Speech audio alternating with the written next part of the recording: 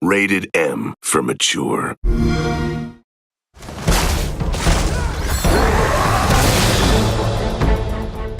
We're bringing 9 new multiplayer maps to Gears of War 4, and 1 classic map has been in almost every game, Gridlock.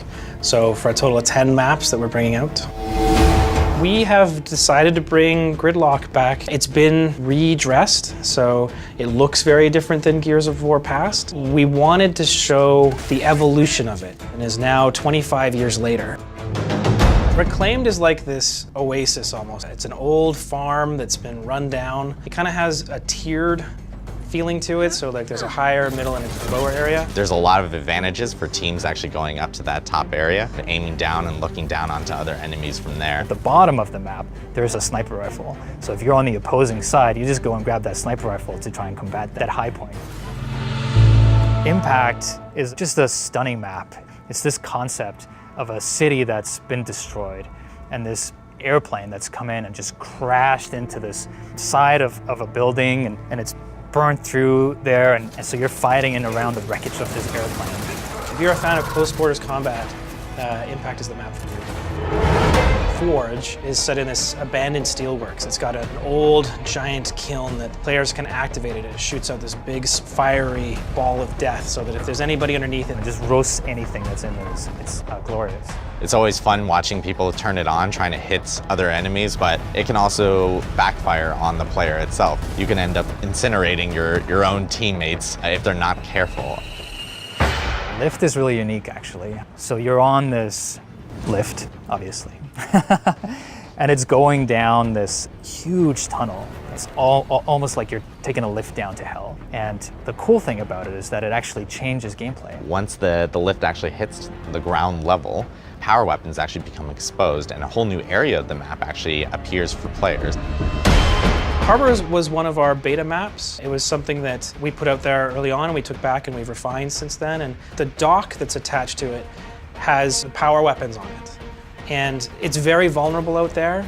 It's key to controlling the map is to going out onto the dock to pick up the power weapons, but it's a huge risk-reward scenario.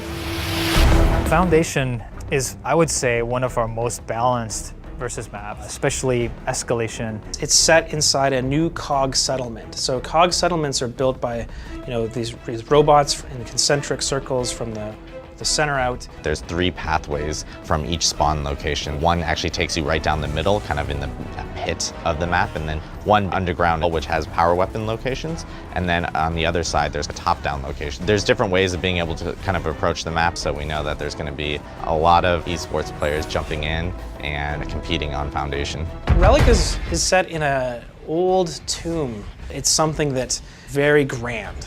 It's got big ceilings, but it also has a very open sightlines down the length of the map, so you know instantly what your opponent is going to be doing. You can get into the fight really easily, but we actually found that it's also one of the better horde maps. So there are some really strong defense locations in that map.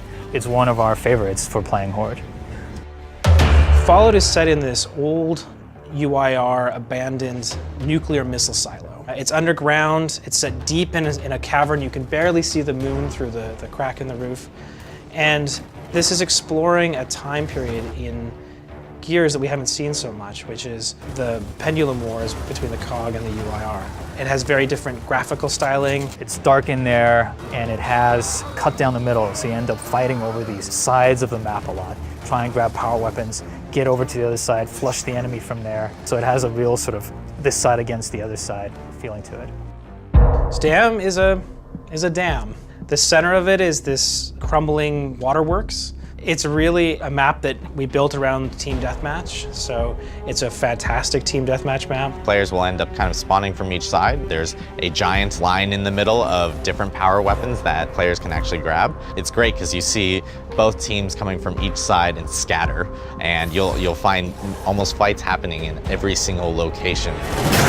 9 new maps and Gridlock, but our plan is to keep supporting this game going forward. We are releasing 2 new maps every month for a full year. We launched with 10, but a year from now we'll have 34 maps out there.